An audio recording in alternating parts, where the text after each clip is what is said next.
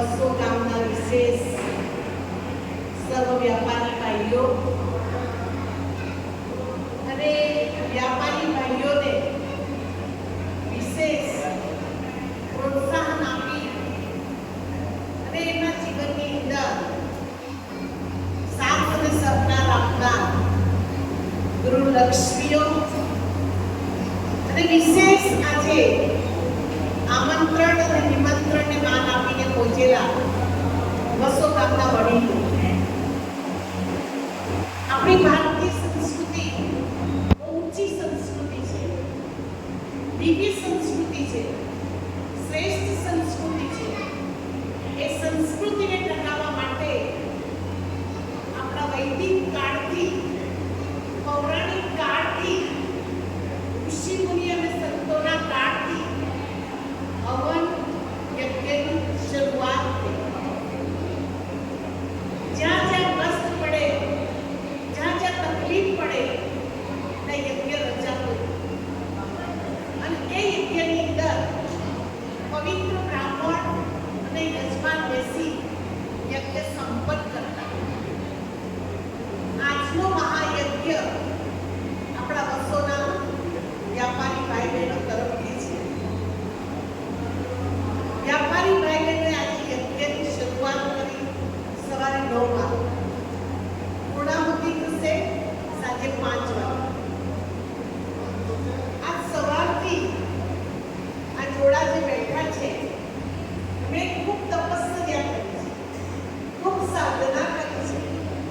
એટલે આજનો દિવસ શુભ દિવસ છે, સતગુરુવારનો દિવસ છે અને અત્યારે ચાલી રહ્યા છે ગણપતિ બાપાના દિવસ.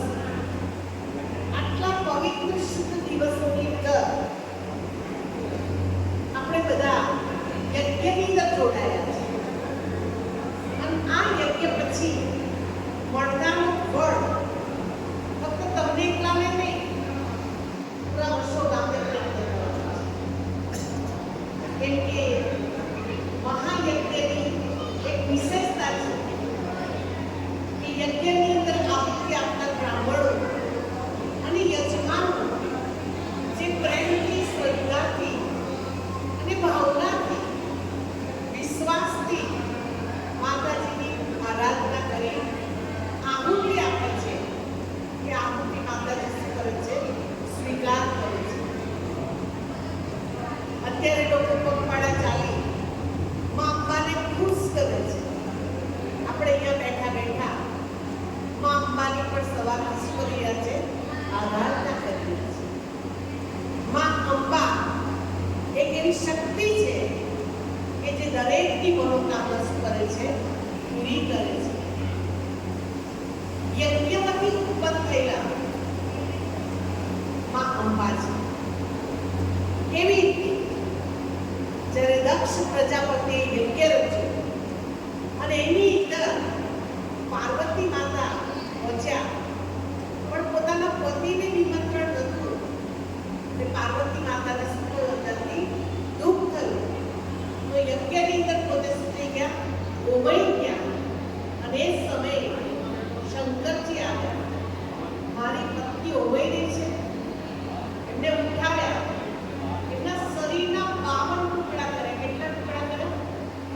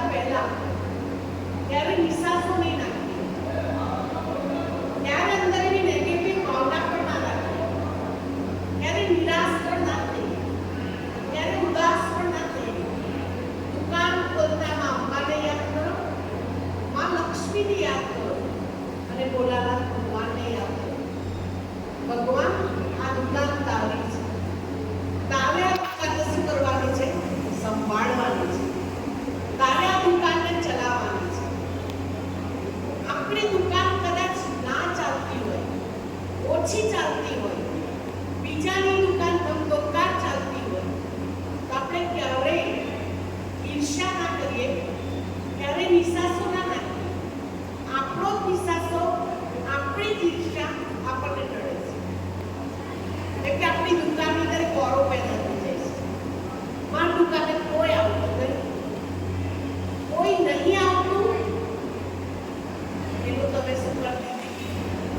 આજ યજ્ઞની અંદર બેઠા છો, આજે ખાઈને અગરબત્તી લઈને જાઓ. શિકાયતની નહીં, ફરિયાદની નહીં, પણ શુક્રિયા, થેન્ક યુ ની, આભાર.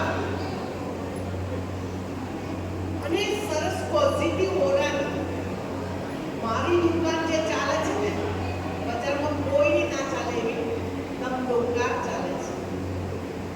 મારી દુકાનની અંદર જે આવે છે તે સુકૂન મળે છે, એને શાંતિ મળે છે, એને સંતોષ મળે છે.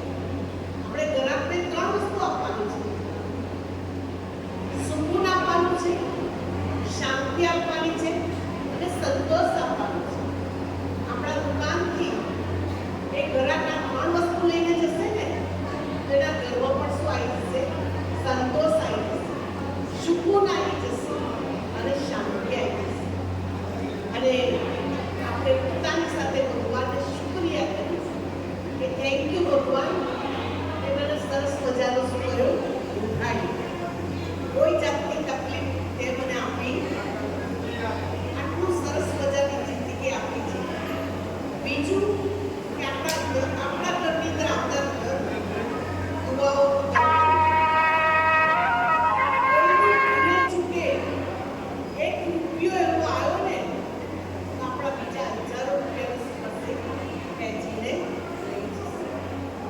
મહેરબાની કરી આપણા પરિવારને એ રૂપિયો કમાવતા શીખીએ કે દુઆઓનું ધન મોટા મોટું ધન છે, જેનાથી આપણને સુકૂન મળશે, સંતોષ મળશે, શાંતિ મળશે, અને આપણા બાળકોના સંસ્કાર શ્રેષ્ઠ બનશે. જે ઘરની અંદર દુઆઓનું ધન આવે છે, એ ઘરની અંદર સાત્વિકતા ખૂબ છે. આજના મંગળ પ્રસંગે, આજના પવિત્ર પ્રસંગે, આજના શુભ પ્રસંગે આપ સૌ વ્યાપારી ભાઈઓને પ્રજાપિતા બ્રહ્મા કુમાર ઈશ્વરી વિશ્વવિદ્યાલય તરફ, શ્રી બાબા તરફથી, ભોલાનાથ ભગવાન